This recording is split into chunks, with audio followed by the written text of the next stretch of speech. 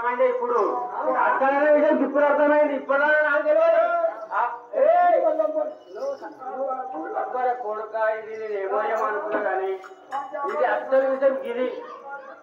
గిరి రూపమే గిరి చూడు అబ్బా ఇప్పుడు అర్థమైంది చూడు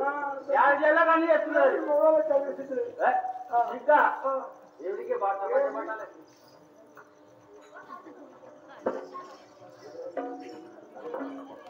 जय गंगा सागर के गंगन के लिए